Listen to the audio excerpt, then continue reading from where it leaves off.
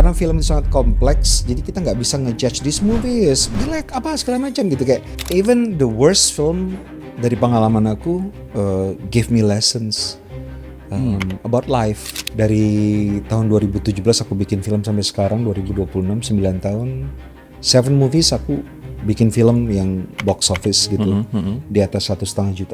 Dan itu in a row ya, nggak pernah aku membuat film mikirin penontonnya harus banyak nih. Aku mencoba untuk bikin film yang orang bisa ngerasa bahwa this is about them, their own problems, their own life gitu. Jadi abang nggak takut film abang flop? Ada Kala, misalnya film kedua aku. Artinya kita ngomong ini yang di bawah 100.000 gitu ya. Ada Kala. Pintu Terlarang? Pintu Terlarang itu quite okay. Quite okay. Dan juga tayang di luar. Jadi guys, apa yang ingin Joko Anwar sampaikan adalah flop-flopnya film gue tetap balik modal, tetap populer, tetap bawa gue ke international stage.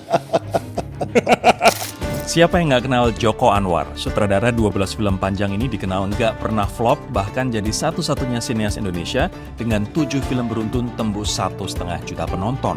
Tapi buat Joko Anwar, film bukan cuma soal box office. Film adalah cara dia menyuarakan isi kepala dan keresahannya lewat cerita yang dekat banget sama hidup banyak orang. You have to doubt yourself all the time. Karena gue mencari tantangan baru dan selalu ada doubt gitu kayak, what the fuck, gue bikin apa ya? Gimana caranya nih? Harus ada itunya. Karena kalau nggak ada itunya kita nggak akan improve sebagai kreator. Apapun line of work kita ya. Kritik tajam apa yang pernah menembus kulit badakmu Bang Joko dan menyakiti hatimu Bang? Nggak ada sih. Nggak ada. Menurut lo, anak muda hari ini harus bangun mentalitas seperti apa Bang Jok supaya bisa sukses di bidang mereka masing-masing? Hah? Apa ya? Do not sepong your way up.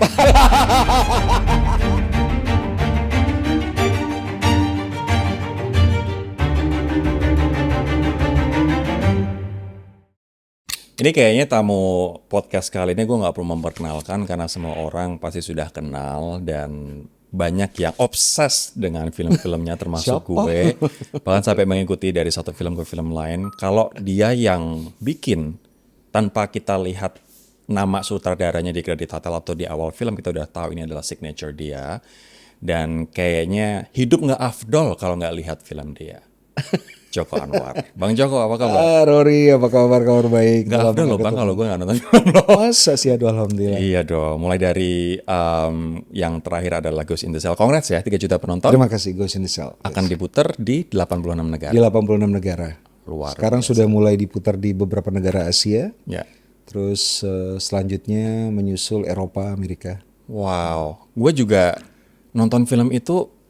Ini nih kritik-kritik yang gue pengen sampaikan ke pemerintah dan juga situasi sosial kita. Akhirnya keluar dari mulut pemain-pemain itu ya. Pemain-pemain itu gitu. Ini nih sel F koruptor. Oh ini nih penjara yang biasa dipakai buat bisnis narkoba. Iya.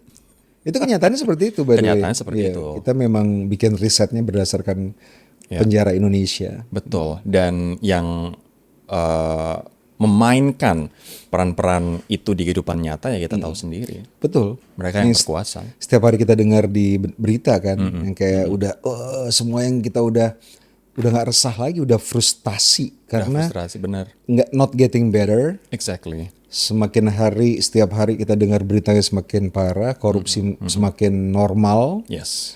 Dari dulu korupsi miliaran kayaknya sekarang udah ratusan triliun loh. Betul. Dan sekarang kayak dinormalisasi. Betul. Ya kayak pengadaan kemarin kaos kaki, motor, markup IT, oh my god. Dan dilanjutkan gitu ya, diteruskan ya, walaupun orang sudah teriak dan banyak korban gitu ya.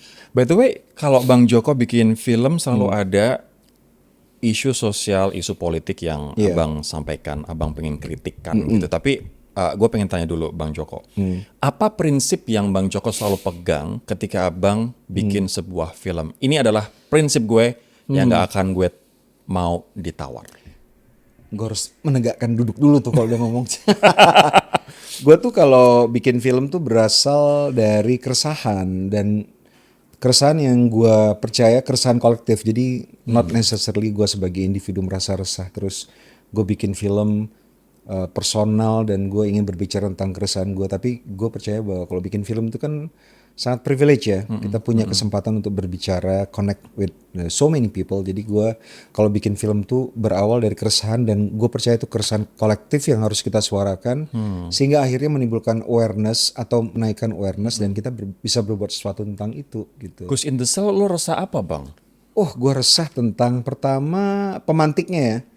Secara umum memang kalau Indonesia kan kita percaya sistemnya sudah sangat korup ya, sudah sangat rotten gitu. Dan salah satu yang jadi pemantik film Ghost in the Shell adalah korupsi sumber daya alam. Jadi tahun 2018 sebenarnya cerita ini udah gue kembangkan, berawal dari gue melihat liputan Mata Najwa sebenarnya pada waktu itu. Ada liputan sidak ke Lapas Cipinang ya, di mana para koruptor, para napi untuk kasus korupsi ternyata mendapatkan fasilitas yang berbeda, yang tidak setimpal dengan hukuman mereka. Gue berpikir kalau misalnya koruptor yang merampok uang rakyat sampai ratusan miliar, triliunan tidak mendapatkan efek jera, kayaknya apa jadinya Indonesia gitu. Dan terus gue mencari tahu dan ternyata korupsi sumber daya alam itu adalah korupsi yang terbesar di Indonesia gitu. Jenis korupsi itu terbesar bukan cuma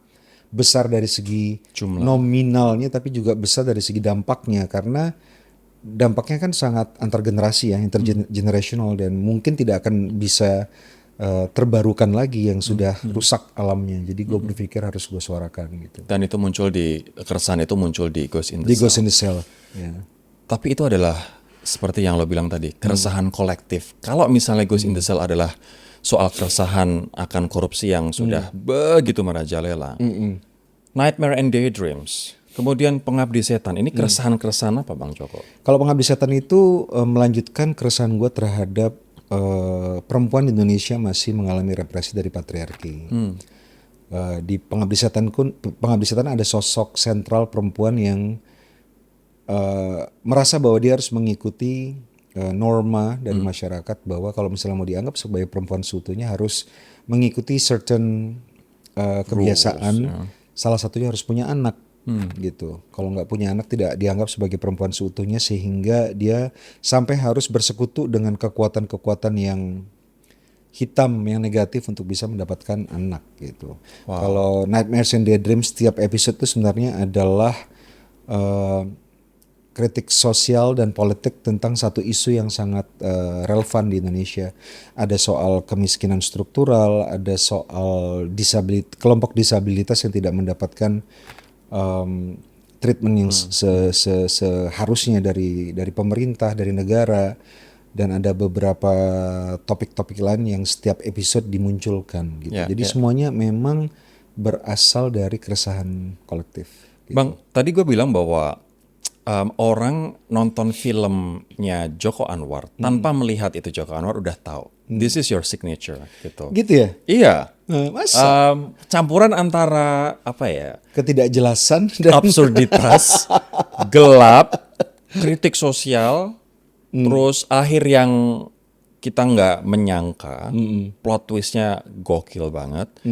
Apakah ini lo memang signature ini lo bangun, lo craft atau gimana Pak? Kalau kita bikin film kan sebenarnya kita berkomunikasi dengan audiens ya, kita berkomunikasi dengan penonton. Ketika kita berkomunikasi dengan penonton lewat film itu sama halnya kayak sekarang Rory berkomunikasi dengan aku.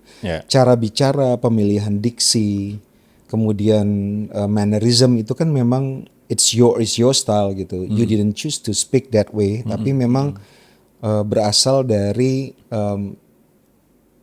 your growth as a person gitu.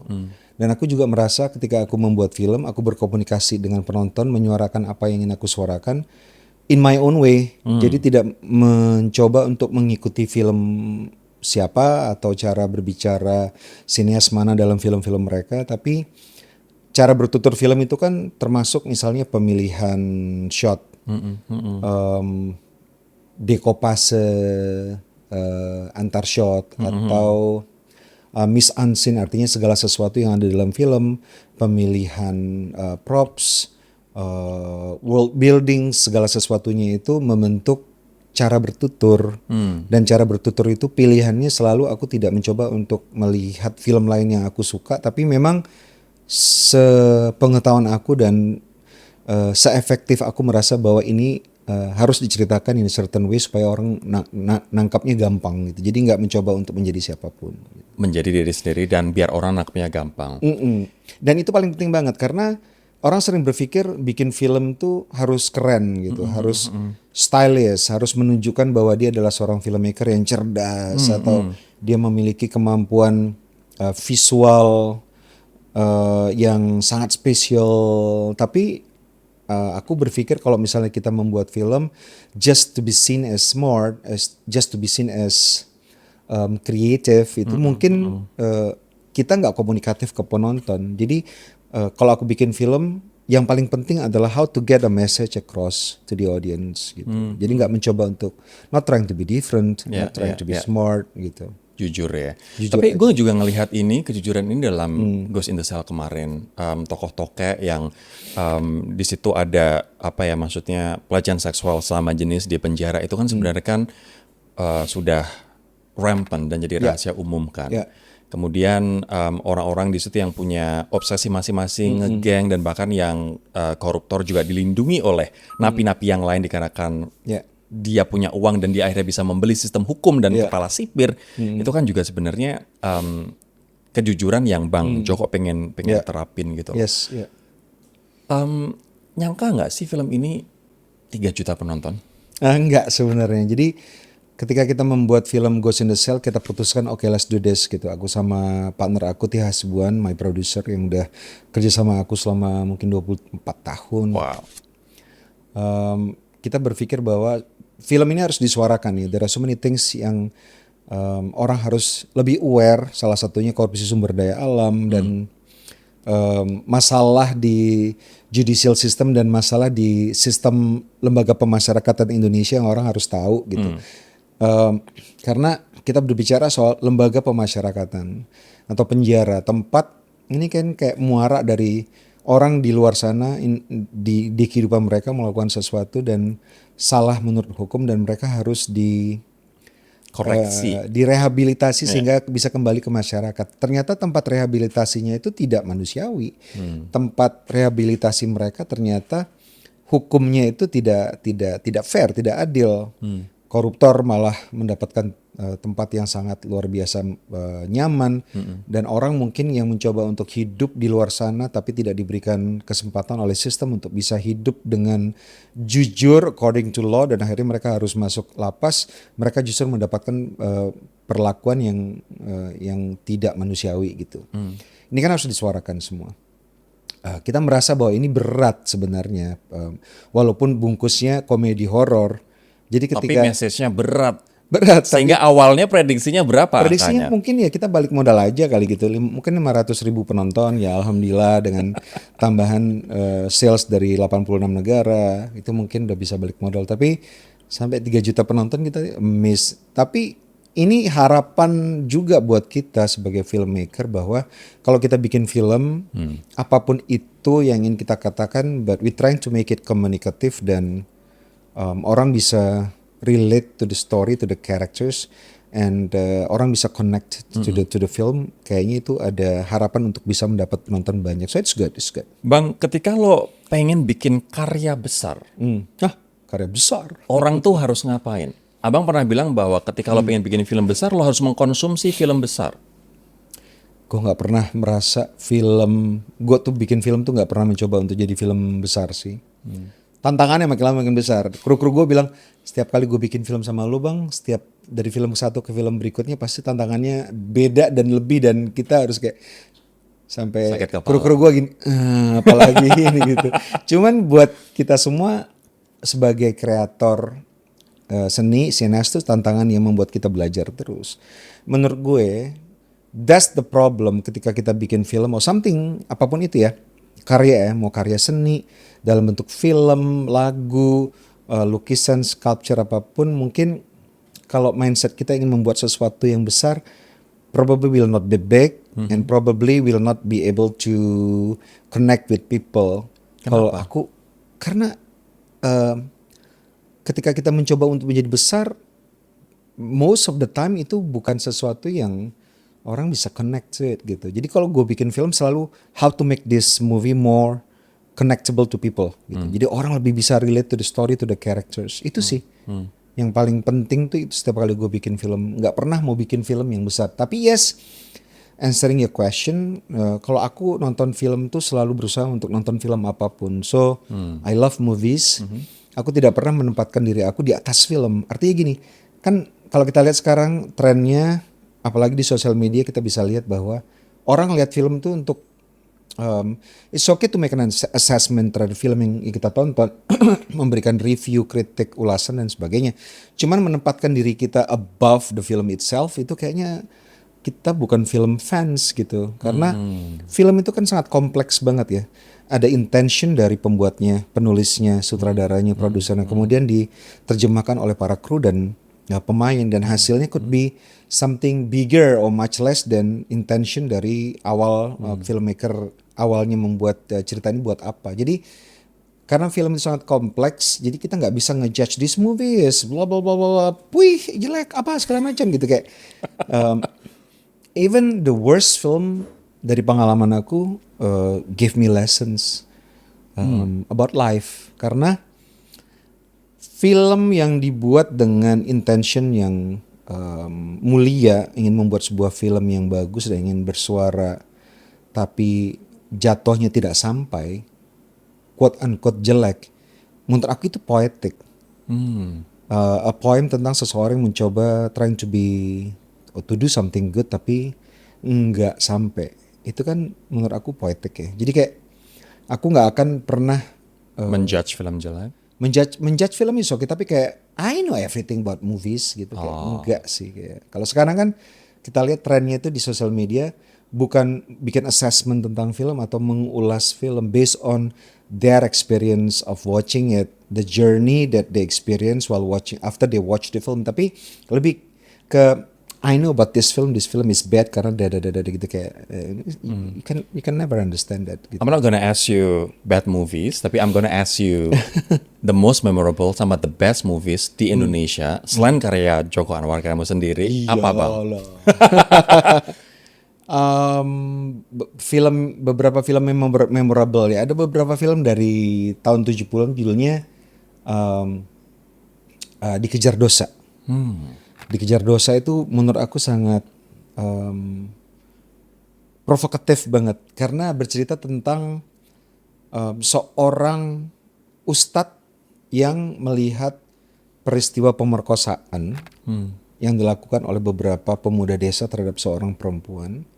Instead of menolong korban tersebut, dia ikut memperkosa si perempuan ini. Setelah itu mereka semua dikejar rasa bersalah. So it's a psychological horror, sangat provokatif in a way, mempertanyakan tentang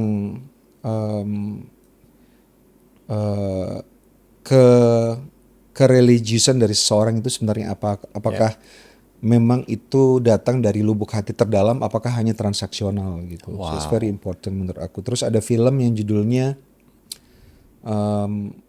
but this movie is quite homophobic tapi quite apa namanya controversial. Bukan intriguing, thought provoking in a way. Yeah. Judulnya Titian Serambut di Belah 7. Titian Serambut di Belah 7. Ada film Bintang Kejora. Itu juga aku suka banget, yang main El Manik. 3 itu sih yang paling memorable. Wow. Yeah. Tadi abang bilang bahwa abang tidak memposisikan diri di atas film. Artinya ketika abang tidak memposisikan diri di atas film dan selalu tidak pernah berpikir bahwa film ini harus besar. Karena yang penting adalah gimana bisa relevan dan connect to your audience. Betul. Jadi abang nggak takut film abang flop? I have no fear sih sebenarnya. You have no fear in making films, karena ketika aku bikin film tuh selalu didasari oleh tadi itu kepercayaan bahwa I'm making something important gitu. In a way bukan penting as if I'm being self-important, tapi film ini harus disuarakan I dan see. need to be told the story gitu. Jadi ketika kita sudah mencoba untuk membuat film sekomunikatif mungkin dan aksesibel mungkin buat penonton, kemudian ada faktor-faktor lain yang membuat film kita nggak laku, timingnya mungkin salah, mungkin ada waktu di mana orang nggak mau mendengarkan atau menonton film tentang isu-isu tertentu sampai mereka nggak nonton film kita, so that cannot be, we cannot do anything about it gitu. Tapi dari awal harus niatnya membuat film yang mencoba untuk connect to people, I see. connect with people gitu. Sekarang Bang, gue pengen bicara soal atau tanya soal proses kreatifnya seorang Joko Anwar bikin film gitu. Nah, ketika cara kerja lo membuat film tuh gimana? Harus well prepared dulu, semuanya ditata dan bikin rapi sampai detail banget. Ini aku pernah kerjasama dengan satu sutradara namanya Mas Andri Chung. Dia sangat detail, sangat well prepared sehingga ketika syuting cepat banget dan efisien. Nah, sementara kalau Mas Joko modelnya kayak gimana? Apakah detail dan well prepared banget atau sebenarnya imperfection is fine dan itu bisa dikerjain along the way gitu loh? Jadi aku percaya filmmaker, sutradara itu harus punya visi. Artinya dia harus filmnya itu udah harus selesai di kepalanya bahkan sebelum filmnya dimulai persiapannya gitu. Jadi ketika dia baca skenario beberapa kali, nah filmnya itu harus sudah muncul di kepalanya. Kemudian sebagai sutradara dia akan share visi dia kepada para kru dan para pemain. Sehingga dengan expertise dan skill mereka, kru-kru ini akan mewujudkan dunia yang tadinya ada di dalam kepala sutradara menjadi reality. Production design membangun setnya, cinematographer memberi lighting sehingga membuat set itu terasa hidup dan kemudian dihidupi dengan para karakter yang mengenakan kostum makeup yang diberikan oleh para kru. Kemudian dihidupkan lagi dengan musik supaya lebih tajam perasaannya. Jadi di kepala aku filmnya itu harus sudah selesai, kemudian dihidupkan oleh kru dan pemain dan harus membuatnya menjadi lebih baik dari yang ada di kepala saya sebagai sutradara gitu. Dan setelah itu terjadi, everybody on the same page and have the same vision, semua akan dipersiapkan dengan baik. Dan sebagai sutradara aku harus datang ke lokasi persiapan praproduksi sampai syuting dengan persiapan yang matang. Artinya aku sudah membuat video board dulu atau previsualisasi bentuk lain. Sehingga ketika syuting itu dengan cepat kita bisa menyelesaikan produksi. Kita syuting cuma 5 jam sampai 6 jam sehari. Jadi kalau datangnya jam 6 pagi, rolling jam 7 pagi, jam 12 kita udah rep. Serius? Dan kita bisa nonton film, 2 film di bioskop dan kita sambil ngopi, ngafe. Pemain aku bisa kuliah online setiap hari, so it's good. Dan aku biasanya cuma 1 take atau 2 take selesai. Dan aku tidak percaya dengan kesempurnaan, aku percaya dengan kejujuran. Artinya take pertama dan take kedua itu biasanya adalah take yang paling jujur dan paling dari hati ya. Dari dalam. Tapi kenapa cepet banget? Karena semua pemain aku kasih yang namanya karakter sheet. Mungkin kalau misalnya mau lihat di Instagram aku bagiin karakter sheet setiap karakter dari mulai yang utama sampai yang supporting sampai yang bahkan nggak ada dialognya, aku kasih karakter sheet dari mulai mereka lahir, backgroundnya sampai mereka masuk ke cerita. Jadi mereka tahu mereka siapa ketika mereka masuk ke set. Jadi dari mulai cara mannerism yang paling kecil sampai cara mereka berbicara, cara mereka merespon terhadap karakter lain dan environment itu akan sangat mudah dan organik karena mereka tahu mereka siapa. Gitu. Wow. Aktor biasanya harus membuat sendiri tuh. Perjalanan hidup. Kalau aku bikin setiap 5 tahun misalnya dari lahir ceprot sampai 5 tahun, 5 sampai 10 sampai. Kalau aku bikin dari mulai Abang awal. bikinin mulai dari awal. Itu mempermudah kerja aktor banget sih. Boleh silakan lihat di IG Instagram saya lengkap. Pasti. Character sheet. Ketika kita membuat sebuah film, aku tidak pernah memaksa semuanya harus perfect because there's no such thing as perfect. perfectness. Perfection. Perfection. There's no such thing as perfection kalau misalnya when it comes to film, karena sebagian dari film itu kan art. Art di film itu ada sesuatu yang sangat kolektif dan Betul. kolaboratif banget. So kalau misalnya berbeda dari yang ada di kepala aku, but either it's as good, serve the purpose, atau lebih bagus, aku akan use that gitu. Jadi nggak pernah tuh kayak nggak kayak gitu pemainnya harus nafasnya 3 kali tarik nafas ngeliat ke kan, nggak pernah. I don't direct actors that way. Mereka adalah aktor and I direct them. I don't use them as my puppets gitu. Okay. So they are mereka hidup kan, manusia hidup. So they have to put their own craft to it and their own interpretation juga. So nggak pernah aim for perfection, aim for real. Bang, lo mending bikin film yang berkarakter, tapi jumlah penontonnya biasa aja, atau bikin film yang aman, populer, tapi meledak penontonnya, Bang. Oh, you have to make films yang connect to people. Lo nggak peduli angka penontonnya berapa? Kalau if you make films that connect to people, you have a kesempatan yang besar untuk penontonnya banyak. Artinya gini, dari tahun 2017 aku bikin film sampai sekarang 2026, 9 tahun, 7 movies aku bikin film yang box office gitu, di atas 1,5 juta. Dan itu in a row ya. Wow. Dan orang bilang, lo memang bikin film untuk penonton ya? No, nggak pernah aku membuat film mikirin penontonnya harus banyak nih. Aku mencoba untuk bikin film yang orang bisa ngerasa bahwa this is about them. Atau this is a movie that can give them perspektif baru on how to view their own problems, their own life gitu. Berarti lo nggak berpikir bahwa ini orang bakal suka atau nggak ya? Orang bakal nonton nggak ya? Orang connect apa enggak ya? That's your Lebih ke secret. situ. Ya. Orang connect atau enggak? Orang connect apa enggak ya, gitu. Tapi ketika film lo flop, Bang, kan berarti 2 tidak box office dari 9. Hah? 9 tahun, Oh sorry, 7 film. 7 film ya. Yang nggak box office berapa, Bang? Yang nggak box office tuh my early career. Ada Kala, misalnya Kala, film yes, kedua aku. yes. Artinya kita ngomong ini yang di bawah 100.000 gitu ya. Ada Kala, Pintu Terlarang? Pintu Larang itu quite okay. Quite okay. Dan juga tayang di luar. Oke. Modus Anomali juga di sini nggak begitu tinggi, tapi Di luar didistribusikan sama Paramount Pictures di Eropa. So it's Wow. quite okay. Yang nggak balik modal mungkin kayak Kala, itu nggak balik modal, tapi yang lainnya balik modal sih. Kemarin yang Bukit Duri. Pengepungan di Bukit Duri, Pengepungan di Bukit Duri. that's something really surprising, karena kita berpikir film itu nggak ada yang nonton.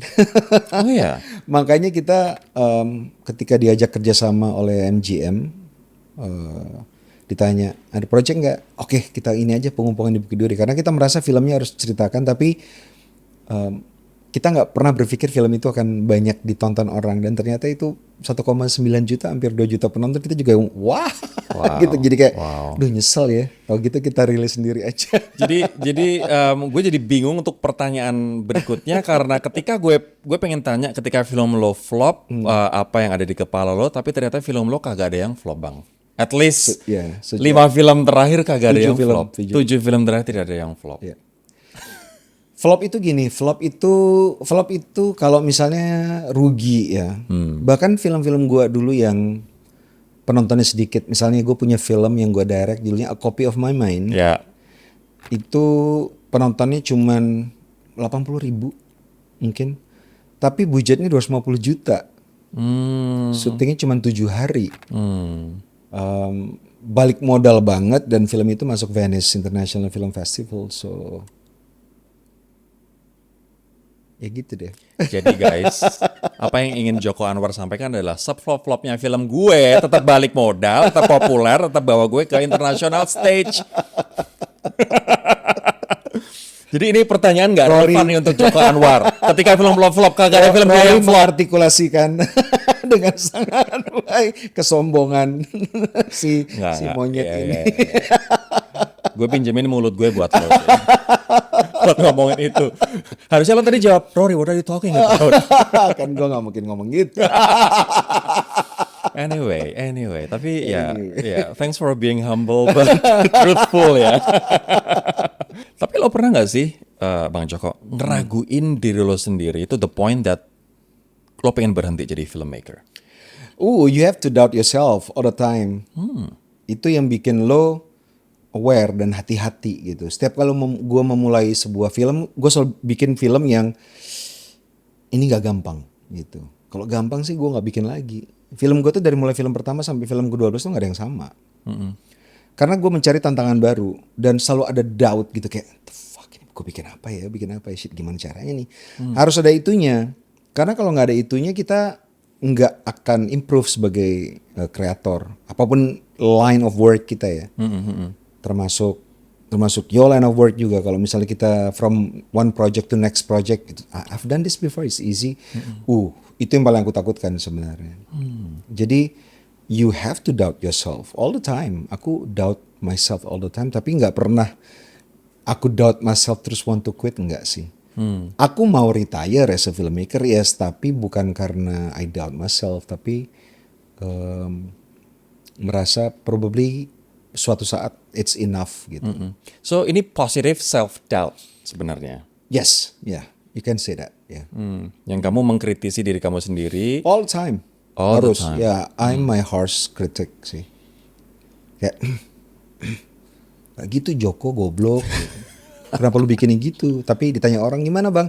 Oke. Tapi di dalam kepala Tapi nextnya, oke. Nextnya gue nggak ulangi lagi kesalahan yang sama. Gue bikin kesalahan baru. Gitu. Kalau kritik lo terhadap diri lo sendiri itu cukup keras bang. Kritik orang seperti apa yang akhirnya sialan, it gets me. Really hard to the core gitu. Biasanya kalau orang kritik gue itu gue udah kritik duluan. Jadi iya sih gue juga ngomong gitu. Contohnya apa? Contohnya misalnya nggak ngomong secara general ya. Pasti ada poin-poin kayak misalnya bikin film. Kenapa di adegan itu seperti itu gitu. Oh iya juga ya. Tapi itu gue udah gue pikir sendiri. Kalau ada kritik yang salah mengartikan film gue nggak bisa berbuat apa-apa tentang itu dan gue tidak akan mencoba mengkoreksinya karena itu berarti mengubah pengalaman spiritual mereka ketika menonton film gue gitu. Ada beberapa hal yang nggak gitu sih maksudnya. Ada beberapa orang yang merasa misalnya kayak gini, film Ghost in the Shell katanya filmnya misoginis. Karena tidak ada representasi perempuan. Ya. Ada karakter perempuan tapi digambarkan sebagai perempuan simpanan. Jadi filmnya misoginis gitu.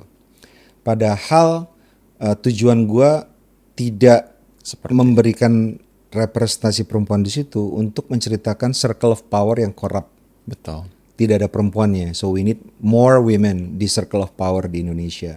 Terus ada satu sosok perempuan misalnya di Ghost in the Shell yang menjadi moral kompas yaitu ibunya. Ibu si koruptor di ending kan diingatkan kembali tentang ibunya sehingga dia langsung kembali teringat dan bisa menyesal gitu dan bisa marah karena dia telah mengkhianati ibunya. So ibu di sini adalah representasi perempuan satu-satunya dan dia adalah moral kompas. Tapi kan nggak setiap orang lu ceritakan itu kan.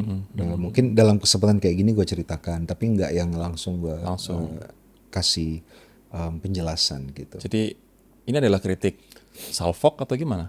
Kalau itu nggak kritik, gua anggap sebagai misinterpretasi. Ada juga bilang bahwa film Ghost in the Shell ada segelintir orang bilang ini filmnya kayak homofobik ya karena memberikan adegan terhadap representasi karakter queer di Ghost in the Shell tapi mereka meninggal. Kenapa lu matiin? Lu homofobik gitu. Lah. Padahal yang coba gua utarakan, that's how it is di Indonesia ya kan, bahwa queer masih tidak mendapatkan tempat di society kita dan tentang kenapa mereka innocent tapi mereka mati gitu. Dalam sebuah sistem yang korup innocence tidak akan melindungimu dari musibah gitu. Dan itu yang coba gue katakan lewat Ghost in the Shell. Tapi kan orang misinterpretasi. Tapi ya udah nggak apa-apa gitu. Tapi artinya kritik tajam apa yang pernah menembus kulit badakmu Bang Joko dan menyakiti hatimu Bang? Nggak ada sih. Nggak ada. Karena ternyata kritik lo pada diri lo sendiri jauh lebih tajam. Karena biasanya kritik yang memang iya itu udah aku katakan lebih dahulu. Oh, gitu. wow. Ini kulitnya emang badak banget berarti ya. Nggak ada yang bisa nyinggung dia. Nggak bukan badak esin gua punya thick skin ya. Artinya gini, bahkan kayak misalnya kemarin tuh ada yang bilang, Joko Anwar kalau bikin film tuh jualan gimmick gitu. Gua tanya gimmicknya yang mana, tolong jelasin. Tapi itu bukan karena gua kayak marah, gue pengen denger aja yang mana. Probably gue bisa memperbaiki itu, nextnya nggak terlalu gimmicky. Tapi ternyata dia nggak bisa menjawab sih di Twitter. Artinya gini, ketika gue sadar bahwa ketika gue bekerja di film, penontonnya 10, akan ada 10 opini tentang film gue. Filmnya 3 juta, ada 3 juta opini tentang film gue. So, kalau misalnya seorang filmmaker atau orang yang bekerja dan output pekerjaannya itu dikonsumsi oleh banyak orang dan tidak siap untuk menerima respon terhadap karya kita, get out of the kitchen and change your profession gitu. Jangan jadi seorang filmmaker atau jadi apapun yang karyanya dikonsumsi oleh banyak orang. So itu gue pahami dari awal. So oke gitu. Tapi pendapat lo soal movie reviewers yang saat ini banyak banget di sosmed, di TikTok, di Instagram, gimana Bang? It's good, artinya gini, sekarang kan sudah terjadi demokratisasi terhadap film review ya. Kalau zaman dulu kan hanya orang yang menulis review secara resmi buat media yang dianggap sebagai movie reviewer. Kan sekarang everybody can be a movie reviewer. So menurut gua itu jadi satu tren baru yang membuat penonton lebih pintar. Karena kan mereka bukan cuma menonton tapi berpikir, ntar gue nulis apa ya setelah ini, atau gue mengulas apa ya, respon gue terhadap film ini apa ya. As long as itu tidak dilakukan ketika lo menonton filmnya, nanti aja lo tonton aja filmnya, nikmatin alurnya, nikmati karakternya, and then after you tonton selesai baru lo pikirkan, what do I say about this film? Tapi kan ada orang masuk ke dalam film udah memakai kacamata pendapat sendiri dulu. Betul. Dia nggak suka sama direkturnya atau pemainnya misalnya, pasti jelek nih. Kan jelek, ada yang kayak gitu.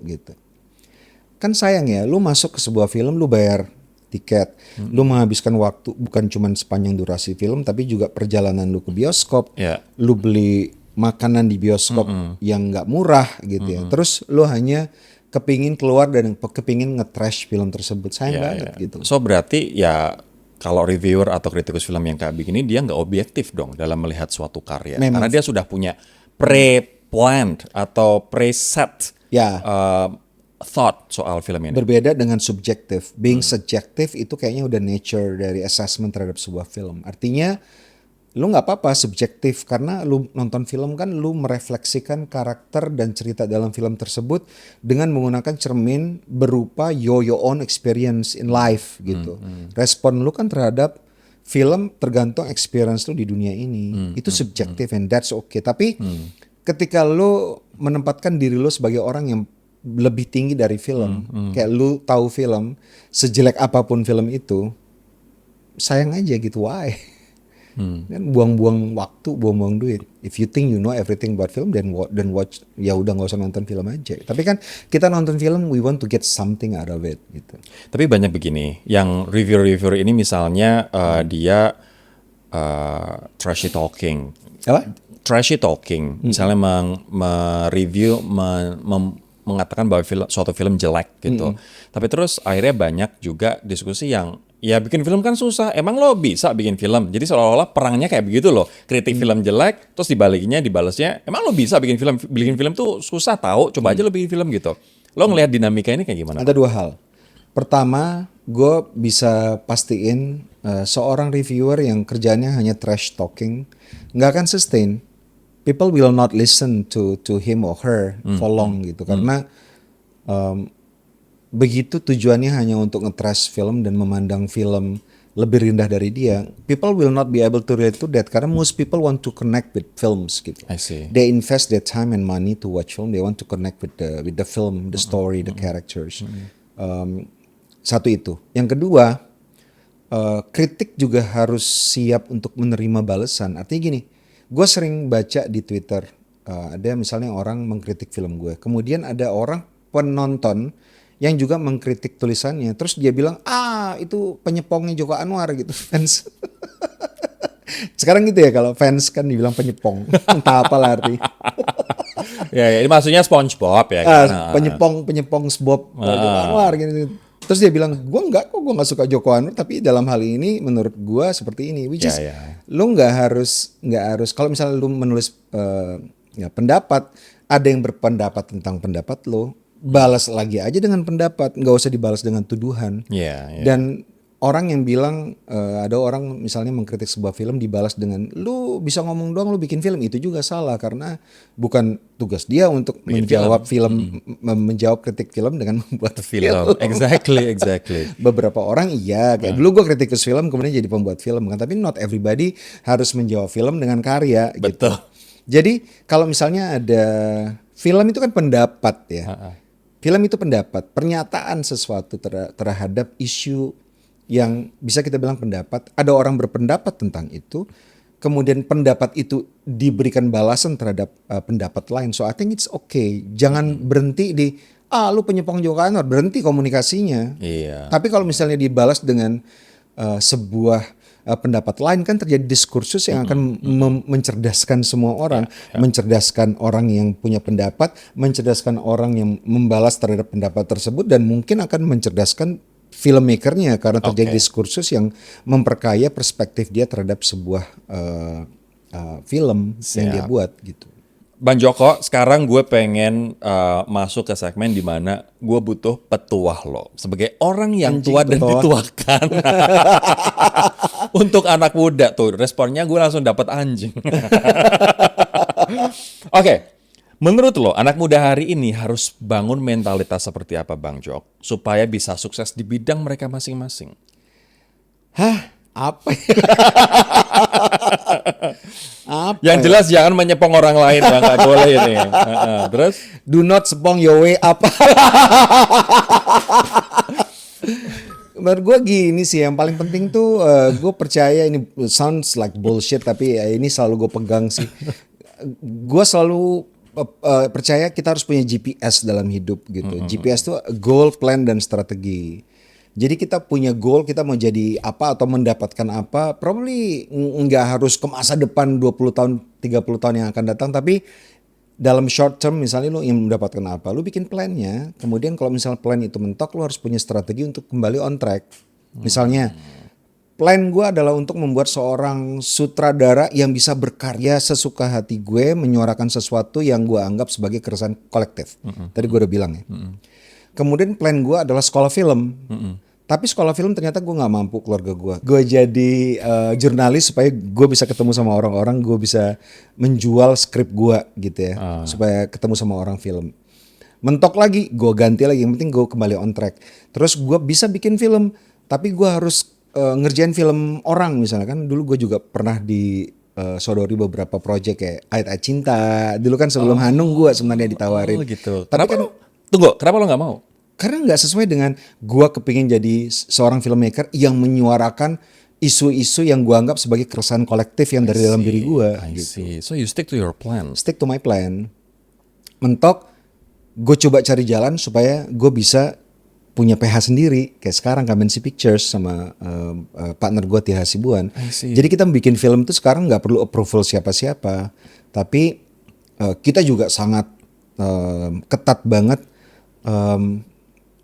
membuat assessment terhadap project kita. Kira-kira ini bisa sampai nggak kita bikin filmnya gitu, sampai nggak ke penonton connect apa nggak, itu kayak all the time kita. Tapi menarik banget sih Bang. Berarti lo memulai apa ya ibaratnya hidup lo itu dengan satu goal dulu.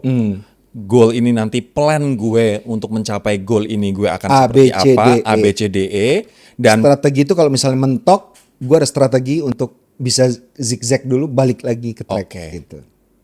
Wow, tapi tetap goalnya satu. Berarti lo mulai dari goal dulu. Yes. Masalahnya banyak anak muda yang drifted away in life. Artinya ya Bukan udah, anak muda, orang tua juga banyak. orang tua juga banyak.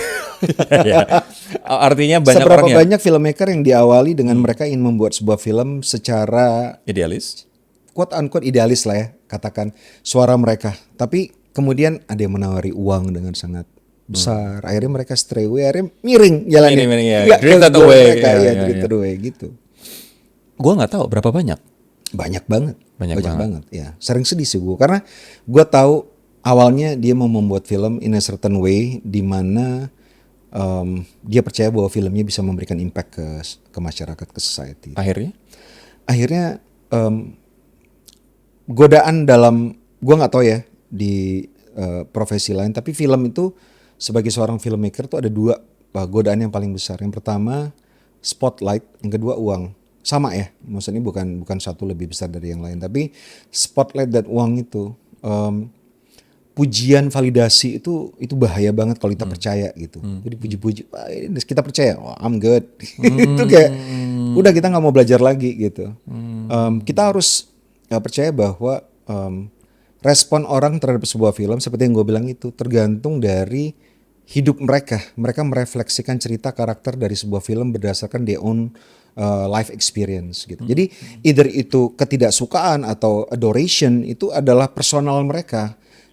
Orang cinta banget sama film lu bukan berarti film lu hebat dan lu hebat banget sebagai filmmaker. So jangan percaya itu gitu. Makanya kalau misalnya ada yang suka film gue, alhamdulillah film gue bisa connect to people.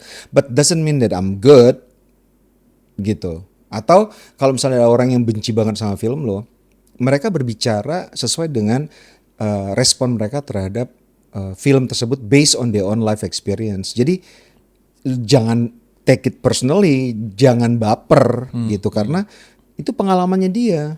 Tapi masalahnya banyak orang yang dipuji dia terbang, dikritik dia ambruk bang. Gimana biar nggak kayak begitu bang? Lo lempeng-lempeng aja.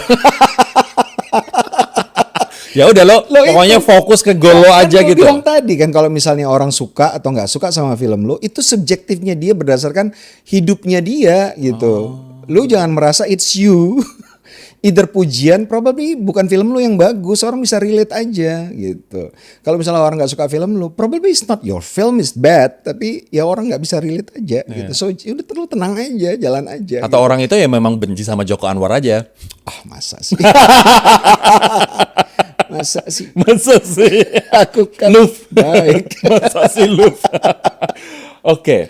Nah ini sekarang yang banyak terjadi di era sosial media. Banyak anak muda yang pengen cepet viral, pengen cepet sukses versi mereka. Dan biasanya itu adalah material. Pengen cepet dikenal, pengen cepet kaya bang. Apa yang lo bisa sarankan ke anak-anak muda yang pengen semuanya serba cepat dan instan? Gak apa-apa.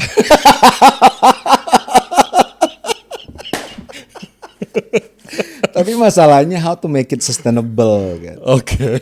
Ya nggak sih, kalau misalnya ada orang anak muda yang bisa cepat kaya, bisa cepat apapun yang mereka mau termasuk terkenal. Kalau misalnya mereka bisa sustain that ya nggak apa-apa. Tapi most of the time kan kita melihat tidak seperti itu. Iya, easy come easy go biasanya. Easy come easy go. Dan kenapa kita bisa punya career atau tempat di dunia apapun ya, misalnya dunia perfilman, kita bisa punya keberadaan yang sustainable karena kan kita punya root, kita punya akar yang melekat di either film atau karya apapun yang kita buat sudah melekat di hati mereka dan menjadi bagian dari hidup mereka. That's when you have a more sustainable career kan, ketimbang misalnya sesuatu yang sangat instan. Jadi seperti yang gue bilang, kalau bisa nggak apa-apa, asal bisa mempertahankan. Ya. Oke. Gitu. Ya. Gue juga sering kok tanya kayak konsultan keuangan atau perencana keuangan. Semua orang pengen cepet dan sebagainya. Jawabannya juga sama. Ya kalau bisa kenapa enggak? Iya, nggak apa-apa. Asal bisa sustainable. Iya. Kan banyak cerita-cerita yang kita lihat orang yang dulunya sangat sukses, duitnya banyak banget dan dikenal oleh orang banyak. Sekarang hidupnya susah gitu kan. Karena memang ya nggak sustainable gitu. Tapi ini menarik sih ngomong soal susah, karena aku juga ngelihat banyak aktor-aktor senior yang dulu begitu suksesnya ketika muda, terus tua justru malah ya sakit, nggak bisa punya asuransi, Ya. nggak ada yang ngurusin gitu.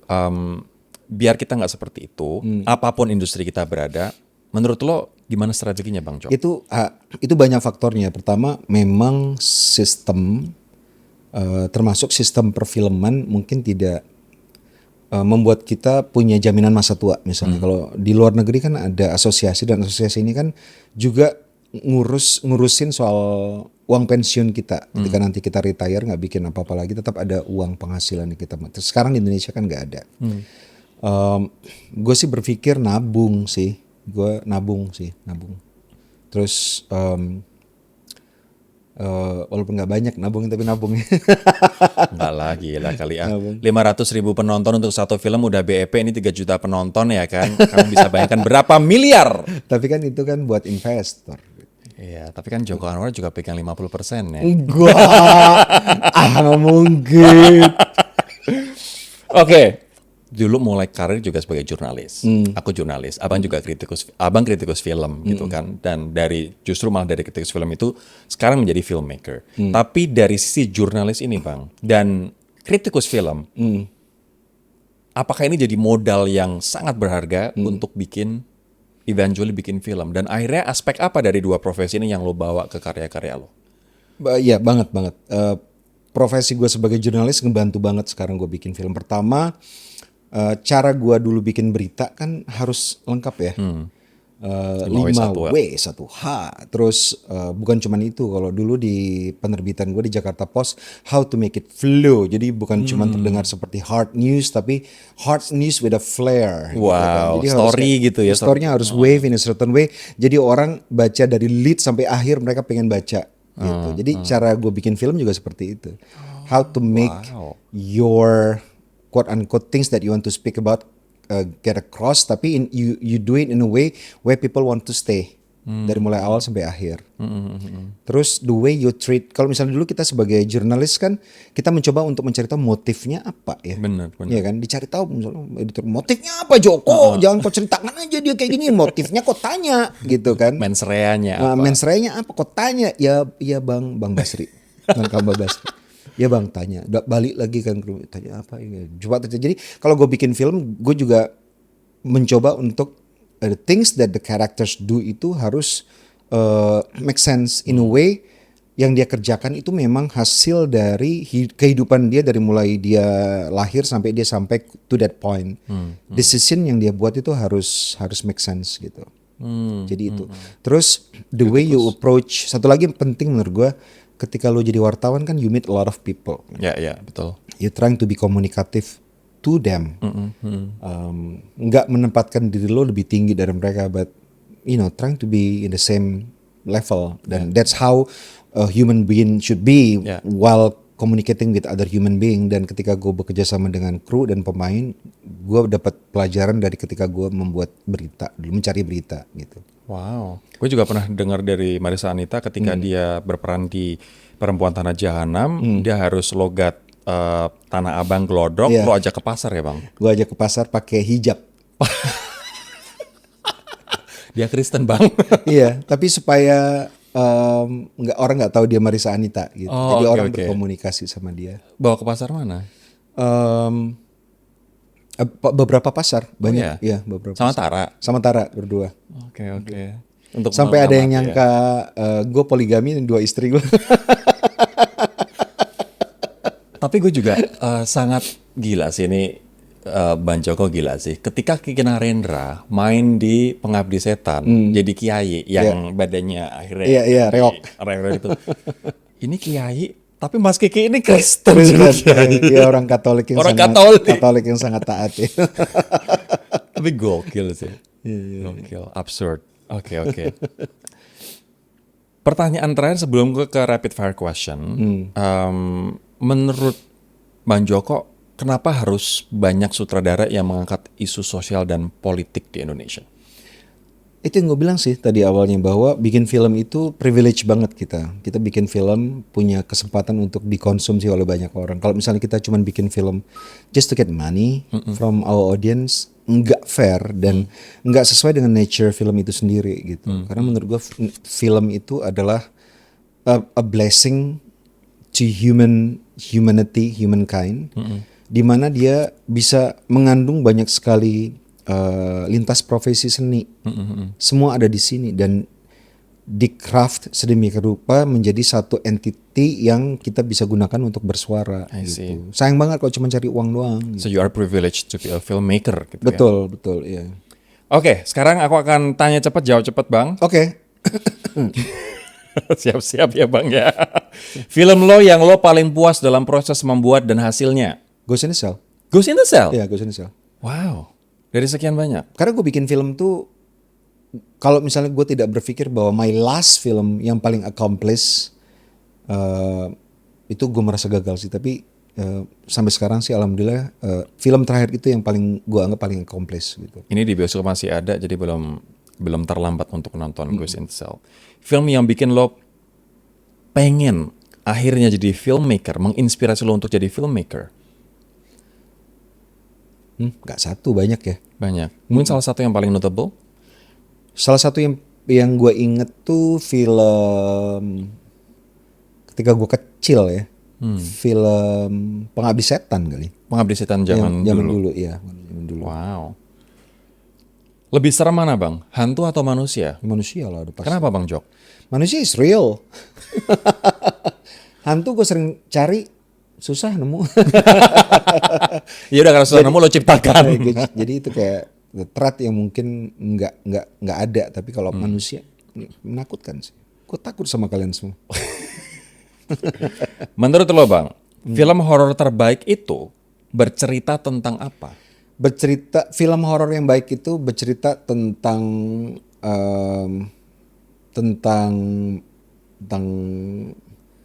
manusia and bagaimana mereka mencoba untuk film horor yang baik itu adalah film yang bercerita tentang manusia.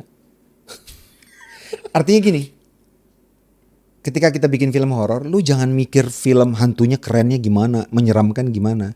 You make film horor di mana orang care sama karakter lo. Itu. Karena kalau misalnya film horor orang nggak care sama karakternya, nggak serem, Rory. Mau hantunya semenakutkan apa, lu nggak peduli orangnya mati apa, mati aja lu, ini nggak serem. Kan kita takut karena kita takut kenapa kan karakternya. Gitu. Jadi bercerita tentang manusia, bukan tentang hantunya dibikin kayak gimana, jump scare kayak gimana gitu.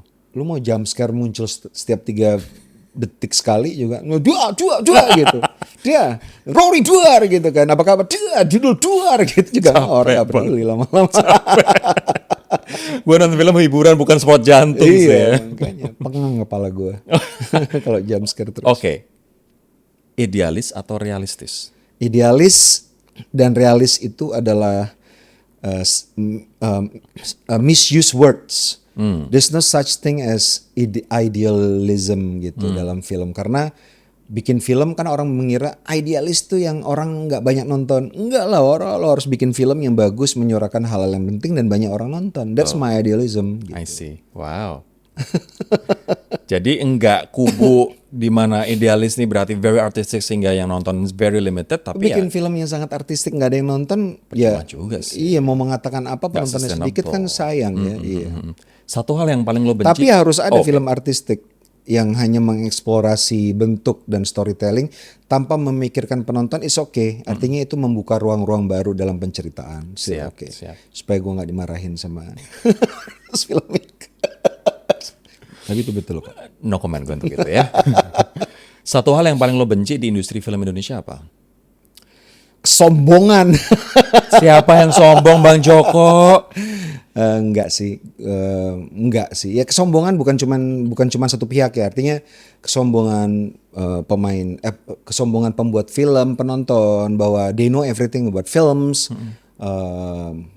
Itu enggak sih, karena film itu sesuatu yang besar banget, kita nggak bisa fathom gitu. Kita nggak bisa put it in a apa namanya, in a way kita bisa, gue tahu lo apa film, hai gue tahu lo apa gitu, nggak bisa karena film is so big. Film itu besar banget, so itu sih artinya kalau misalnya kita merasa bahwa kita nggak tahu soal film, kan kita belajar terus ya, baik dari kita membuat film, belajar terus cara membuat film yang komunikatif dan bisa berdampak seperti apa, dan penonton film, reviewer film juga berusaha untuk nonton film, kalau mau bikin assessment terhadap film, mencoba untuk mengenal film ini as a whole. Zaman sekarang kan kalau orang bikin review film kebanyakan cuman dia pengennya seperti apa ceritanya dan karakternya. Instead of talking about everything about film. Film kan tuh ada macam-macam, ada craftsmanship, masuk cinematography, production design, directing, acting, ada craftsmanship dan ada cerita, ada skenario, cerita, karakter, plot dan sebagainya. Tapi kan zaman sekarang ceritanya kenapa kayak gini nih, itu kan masih kayak lu nggak bisa mengarahkan filmmaker atau penulis skenario mau bikin film gimana. Apalagi penulis skenario, mereka udah diarahkan sama sutradara, sama produser, dengerin lo juga, nggak bisa lah. Gitu. Lo pernah disombongin siapa bang? Aktor, sesama sutradara atau PH? Nggak pernah disombongin kalau gue. Nggak ada yang berani? Enggak, bukan gitu. Sorry. Tapi kan kita lihat. Soalnya kalau ada orang sombong sama lo, kayaknya nasib mereka akan berakhir buruk nggak sih? Jadi itu instalasi. Instalasi Arti Ghost in the Shell. atau jadi malin kundang bang? Enggak lah, enggak. Itu juga kayak yang gue bilang tadi, kesombongan tuh kayak general observation aja terhadap the whole thing. Bukan cuman film, tapi banyak hal lah di Indonesia. Tapi hal yang paling lo cintai dari industri film di Indonesia apa? Hal yang paling gue cintai, banyak banget orang yang passionate di dalamnya. Gitu. Banyak banget kru film, pemain film yang sangat passionate tentang day on craft gitu. Dan setiap kali gue ketemu sama orang-orang kayak gitu tuh kayak wow gitu, kayak wow. Termasuk orang yang suka film dan mensupport film bukan cuma dengan cara memuji, tapi juga memberikan criticism gitu. Sekarang penonton Indonesia, menurut lo makin pintar atau enggak? Makin pintar, makin pintar banget. Apa indikatornya? Indikatornya semakin lama mereka menolak untuk nonton film yang dibuat dengan craftsmanship yang rendah. Wow. Kalau zaman dulu masih bisa ditipu tuh dengan judul yang titillating, Dengan jump scare. dengan jump scare, dengan hal-hal yang sensasional. Sekarang udah enggak. You better make a good story kalau sekarang. Dan jadi sekarang kompetisinya di industri ini adalah ya untuk menciptakan karya yang paling bagus, tapi juga menyedot banyak penonton ya. Oke. Komunikatif. Dan komunikatif. Ya. Kalau bukan jadi filmmaker, Joko Anwar jadi apa? Peneliti UFO. Peneliti UFO, iya gue pengen banget tuh. Mungkin nanti gue pensiun, gue jadi peneliti UFO. Peneliti UFO. Oke. Selain peneliti UFO apa? Gue pengen ngajar sih. Gue pengen ngajar. Ya mungkin ntar gue jadi pengajar kali ya. Dosen ya bang? Dosen atau guru film ya setelah retire. I see. Ini tadi udah lo jawab, tapi sekali lagi gue pengen tanya. Kritik paling nyakitin yang pernah lo terima? Gak ada nyakitin. Gak ada yang nyakitin? Gak ada kritik. Gak ada baper-baperan? Gak pernah ada kritik yang nyakitin gue. Karena seperti gue bilang, gue adalah kritik yang paling pertama dan paling nyakitin.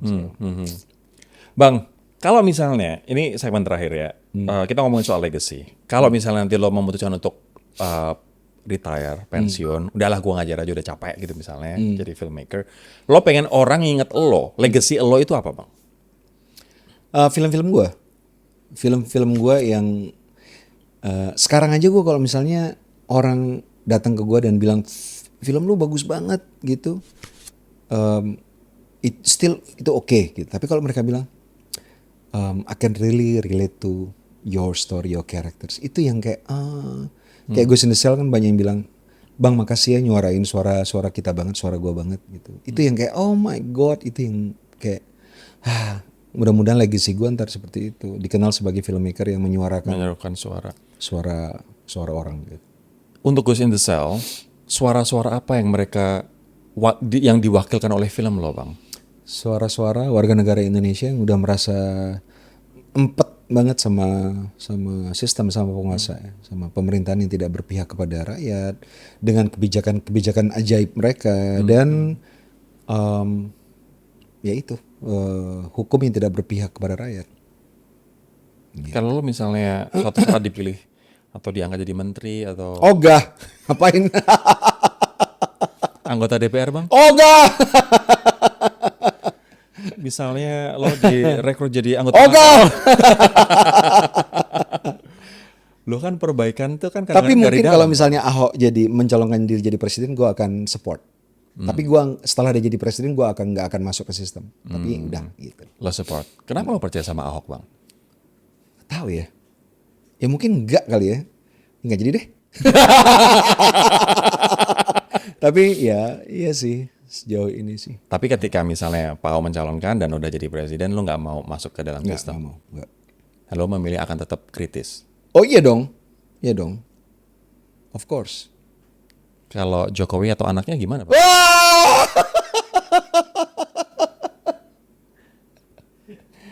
Jokowi atau anaknya mendukung Ahok gimana sih? Bukan, kalau misalnya Jokowi atau anaknya berarti kan anaknya ya mencalonkan diri nanti di 2029 gitu. Lo gimana sikap lo? Kalau misalnya lo oke Joko tolong dukung ya atau Joko Ogah. let's Atau Teddy get on gitu ya. board gitu. Running for president.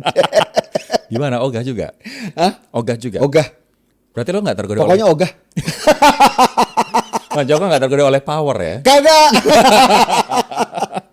Enggak lah. Oke. No.